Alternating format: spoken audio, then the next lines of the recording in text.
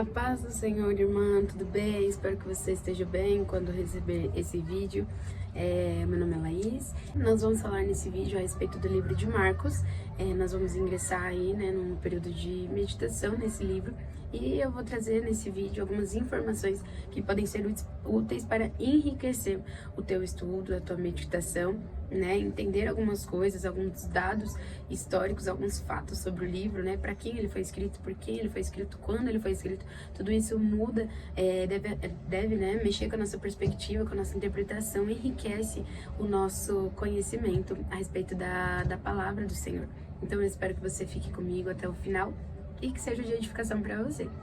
Então vamos lá. Quando esse livro foi escrito? O livro de Marcos, ele foi o primeiro entre os 4 evangelhos a ser escrito. Ele foi escrito no ano 40 depois de Cristo, e nós sabemos essa data exata porque anos atrás alguns arqueólogos eles estavam estudando a face de uma múmia. E naquela época era muito utilizado no processo de mumificação papiros. E entre esses papiros haviam pedaços aí, trechos do Evangelho de Marcos. Foram feitos então alguns testes químicos nesse material, e aí eles conseguiram datá-lo, e a data desse evangelho é do ano 40 depois de Cristo. Então ele era o mais próximo, em relação ao tempo, eu digo, da vida de Jesus aqui na Terra. Uma outra informação muito interessante sobre esse evangelho é que ele é, entre todos, o mais curto em quantidade de capítulos.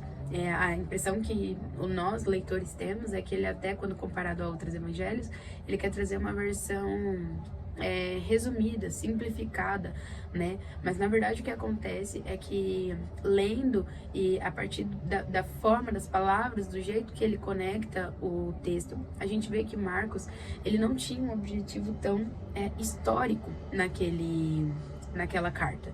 Marcos, ele tinha o intuito de trazer realmente a vida, a força de Jesus. Ele traz uma carta onde você não quer parar de ler. Você tá lendo e ele vai fazendo conexões entre um e outro capítulo, porque o objetivo dele é como se ele não quisesse que você parasse de ler, sabe? Como se, aqui terminou, agora vai continuar outro que não tem nada a ver com o anterior. Não.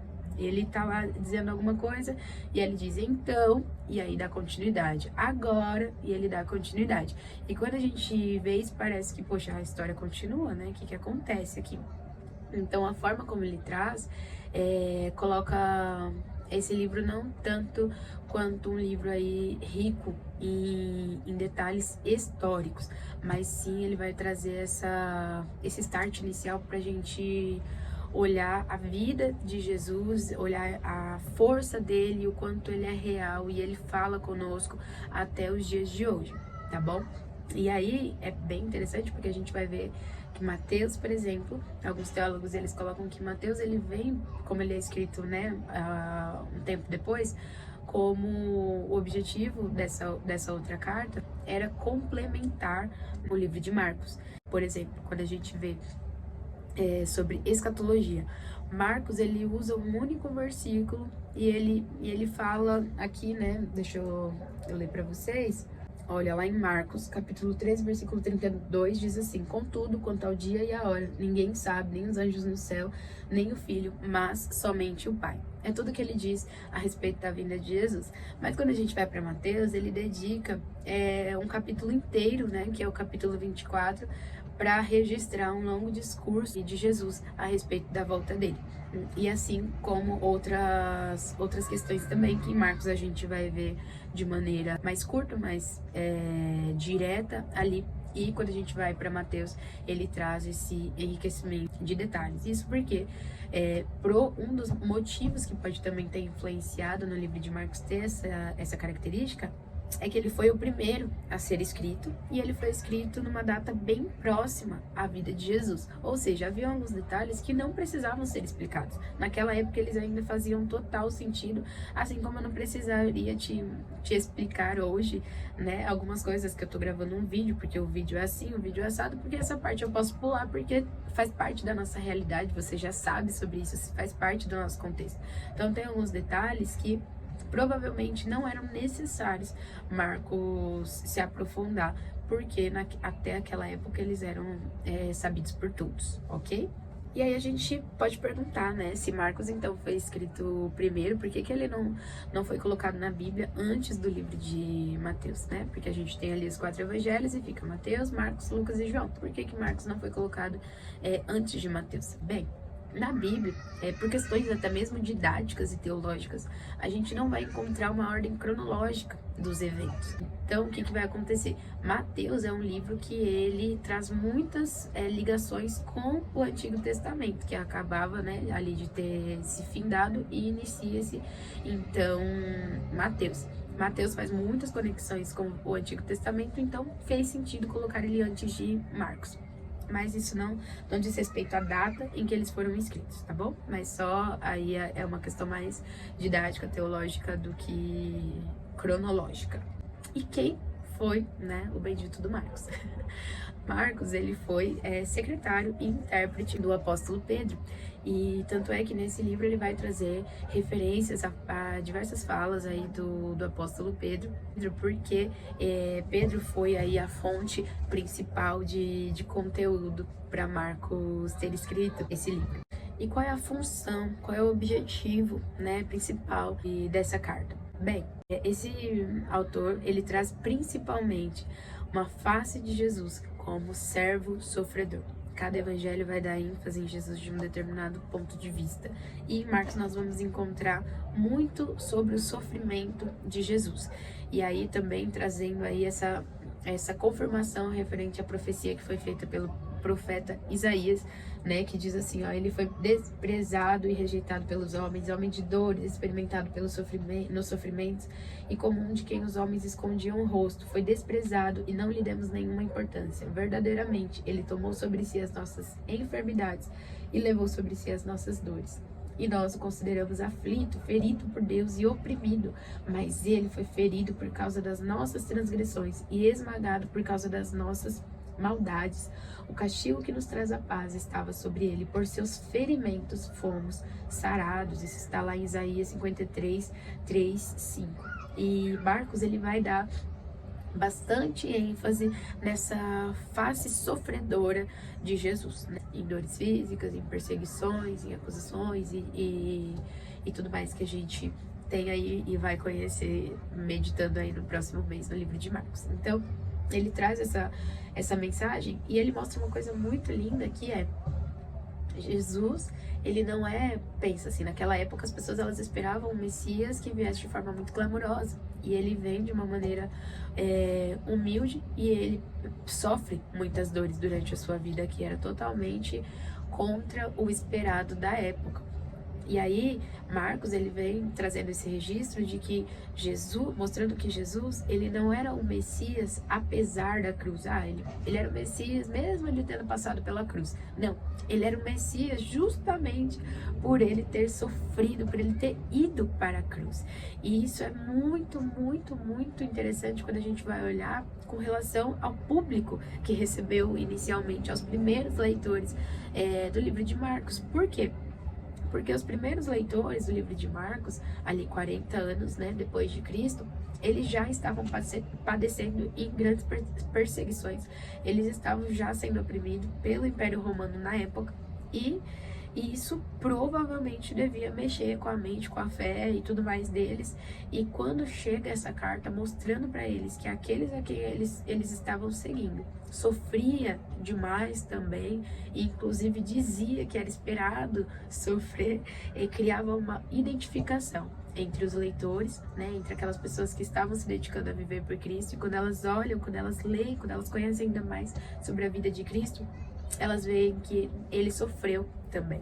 Então isso gera uma identificação e um encorajamento ainda maior, porque não é porque vocês estão sofrendo que vocês estão no caminho errado. Pelo contrário, é esperado que vocês sofram. Sofrimentos fizeram parte da minha vida e vão fazer da vida de vocês enquanto meus seguidores, né? Tanto é que lá em Marcos, no capítulo 8, 34 ao 35, diz assim: e chamando a multidão com os discípulos, disse-lhes: se alguém quiser vir após mim, negue a si mesmo, tome a sua cruz e siga-me. Pois quem quiser preservar a sua vida, irá perdê-la, mas quem perder a vida por causa de mim e do Evangelho, irá preservá-la. Eu não consigo imaginar, né, para aquelas pessoas naquele cenário ali receberem aquilo. E na verdade eu até consigo imaginar, porque o objetivo da carta não era só falar com aquelas pessoas em seus sofrimentos, mas também conosco. Nós sofremos pela causa de Cristo, nós passamos por dores próprias da vida humana. E a gente olha para Jesus e cria essa identificação, e principalmente quando olhamos para Jesus a partir do livro de Marcos. E quais são os recursos literários que Marcos utiliza nesse texto? Bem, a gente vai ver que a organização do livro, ela não é feita de forma cronológica também. Então, as sessões, elas vão ser divididas pelo tipo de evento e não pela ordem que eles aconteceram. Ou seja, Marcos, ele vai repetir num único capítulo diversas vezes em que Jesus foi confrontado pelos fariseus. E não significa que cada uma daquelas vezes foi uma atrás da outra. Ah, Jesus estava aqui, aí ele deu um passo e foi confrontado por outro, foi confrontado por outro. Não, a gente sabe que elas aconteceram em momentos diferentes, porque os outros livros, eles vão trazer essa informação. Então ele cria essas repetições aí por tipo de evento. Ele quer deixar claro, ó, ele foi muito perseguido por esse tipo de gente. Ó, ele fez muitos milagres, e aí vem uma série de milagres um atrás do outro, ou uma série de perseguições uma atrás da outra. Então, ele reúne as sessões por tipo de evento e não pela ordem que esses eventos aconteceram. E agora, por parceirinho aqui... Curió. Um outro recurso literário interessante desse livro são as ironias.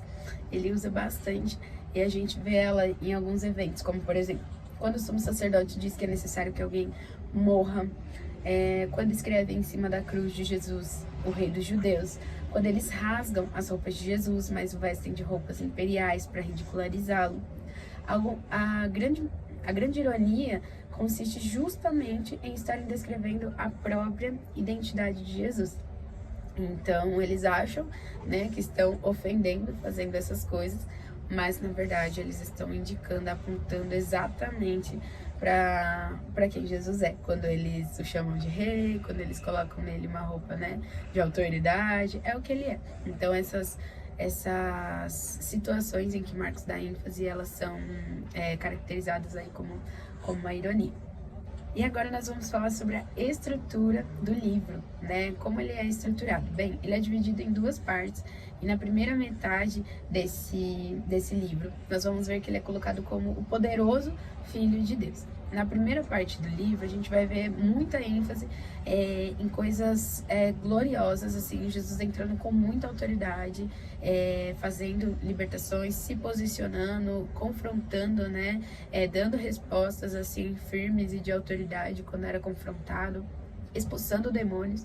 A gente vê realmente ele se colocando como o glorioso Filho de Deus, e Marcos vai dar ênfase bastante nisso na primeira metade do livro, que vai do capítulo 1 até o capítulo 8, versículo 26. Dentro desse espaço a gente vai ter aí Jesus como o poderoso Filho de Deus. Logo que o livro inicia, Jesus está entrando em Cafarnaum, e aí aparece ali um homem possesso, e então é o seu primeiro embate ali contra as forças do mal, né, na qual Jesus, obviamente, vai sair vitorioso, glorioso, né, naquela situação. Então, tanto a forma como Jesus vai se relacionar com as pessoas e que vinham, né, como opositoras, da mesma forma como ele vai também se posicionar aí contra as forças do mal, tudo isso vai dar ainda mais ênfase para sua autoridade, para o seu poder, do quanto ele estava acima de tudo e todos, né? Então, realmente, o glorioso, o poderoso Filho de Deus com toda a autoridade para qualquer coisa. Jesus, ele se apresenta, né, curando, fazendo milagres e mostrando realmente que não tinha ninguém, nunca houve e nunca haveria ninguém similar, parecido com quem pudesse compará-lo, né? Então fica muito claro aí nessa primeira metade do livro, realmente, a sua força, o seu poder, a sua glória, né? E que ele era Filho de Deus. A gente vê então que esses embates, né, de Jesus contra o mal, isso tudo não aconteceu como, coitadinho, né, essas coisas aconteceram. Mas quando essas coisas aconteciam, elas evidenciavam ainda mais o seu poder, ainda mais a sua glória e apontavam, né, para sua identidade de poderoso Filho de Deus, porque ele saía vitorioso sobre todas essas situações, né? Então, se na primeira parte a gente tem esse Jesus poderoso, Filho de Deus, na segunda parte, né, a partir de Marcos capítulo 8, no versículo 27, tem um marco que vai fazer divisão entre uma parte e outra. Por quê? Em Marcos capítulo 8, versículo 27, tem aquela famosa conversa, né, em que Jesus questiona os discípulos. E ele questiona a respeito da sua identidade, né? Quem as pessoas dizem que eu sou e quem vocês dizem que eu sou.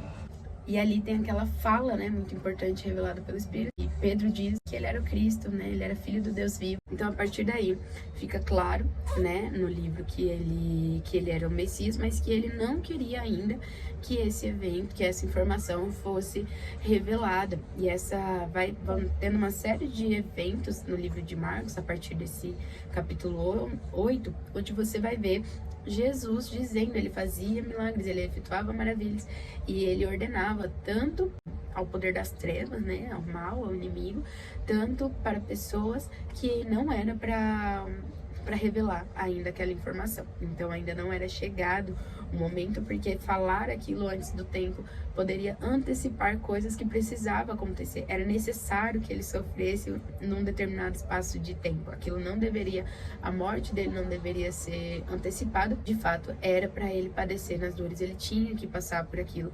E a cruz seria o ápice que deixaria claro, né, para os seus discípulos quem ele de fato era, que ele era o Messias. Então era necessário que as coisas acontecessem de fato como elas aconteceram. E a gente vai ver no livro de Marcos que a ordem, a forma como as coisas acontecem, e ele ter vivenciado cada um dos momentos da forma como foi, elas eram muito importantes e elas mesmo foram evidenciando, né, mesmo sem ele se auto-revelar. Foi ficando cada vez mais claro quem ele era e por que ele veio, o que ele estava fazendo, que ele era de fato o Messias. Então, primeiro, Jesus é confessado, né, como Cristo pelo seu grupo de discípulos. Depois, ele é confessado como Cristo pelos peregrinos na entrada triunfal. Depois, diante do Sinédrio. Depois, por Pilatos e, finalmente, perante todo Israel, com a aproximação da cruz. Então, quanto mais perto da cruz ele estava, mais evidente ficava quem ele era. E a cruz, ela é o auge do livro de Marcos. Ali é o clímax total. Então, tudo que ele acelerou, resumiu, simplificou nos capítulos anteriores. Quando chega a crucificação, toda a pressa cessa. E ali Marcos vai com calma, ele dedica mais tempo, mais detalhes, para descrever, para falar a respeito da morte de Jesus, que era o ápice, que era ali que realmente ficava claro, ele é o Cristo, ele é o Messias, vocês estão servindo a esse Deus, sabe? E não apenas que morreu, mas que ressuscitou. E quando ele faz isso, ele tá dizendo, não importa, tudo isso aqui que eu relatei, né? Ele passou por muitas zombarias, foi muito contrariado, tiveram muitos demônios, muitas coisas aconteceram nesse meio de caminho, ele passou por muitos sofrimentos, mas olha só, nada disso importa, porque ele padeceu por todas essas dores, mas ele é realmente o cumprimento da palavra do Senhor. Ele morreu, ele ressuscitou, ele vive até hoje, ele está entre nós, né? Então, ele vai realmente mostrar que tudo aquilo que aconteceu nos capítulos anteriores, aquilo só apontava ainda mais para quem ele era, para o seu poder, para sua glória, para sua vida, né? O final de Marcos, ele é surpreendente, porque ele conta toda a vida dele, toda a sua trajetória, e aí ele vem descrevendo sobre a sua perseguição, sobre a sua morte, sobre, né, tudo aquilo que aconteceu com ele ao final da sua vida ali, conforme ele ia se aproximando da cruz, mas ele surpreende os leitores, falando a respeito da ressurreição, do poder, da glória, da vida de Jesus, e deixando as autoridades da época atônitas, né, naquele momento, com, meu Deus, Meu Deus, né? E vem aí a ressurreição pra realmente chocar e mostrar que ele não era um homem qualquer, né? Mas que ele era Deus, Filho do Deus vivo, Jesus Cristo, o Messias. E uau! Então existem alguns pontos também teológicos que o livro de Marcos ele dá mais evidência, e eu vou falar somente sobre 2 deles, mas um deles é sobre então o reino de Deus e o poder do reino de Deus. Jesus ele vai deixar claro, né, por meio da sua vida, o quanto de poder ele carregava dentro de si, que todo o poder do Senhor, né, todo o poder do reino de Deus estava ali dentro dele, encarnado nele, e o quanto era glorioso, poderoso, né, toda essa realidade espiritual que ele carregava dentro de si, como nunca havia sido vista antes. E também um outro ponto muito legal sobre o livro de Marcos é que ele tem esse foco na identidade de Jesus. Em todo o tempo as pessoas estavam querendo saber quem é esse, né? Quem é esse? Então o livro de Marcos ele vai, e essa revelação, como nós já falamos anteriormente, ela vai sendo feita ao longo do livro, né? Mas esse ponto da identidade de Jesus é algo que é dado muita ênfase no livro de Marcos.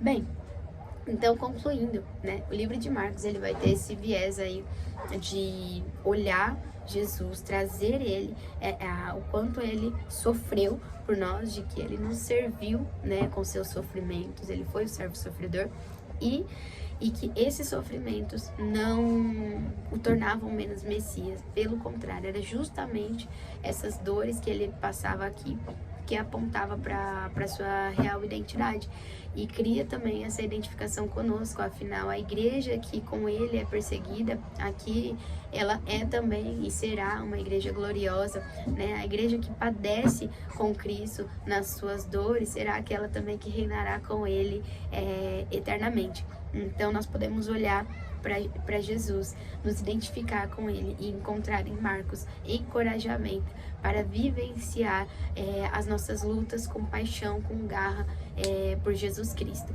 Amém? Eu espero que você tenha gostado desse estudo, que seja válido aí quando você estiver lendo, que você se lembre dessas informações. Um beijo, um abraço e é um prazer servir vocês.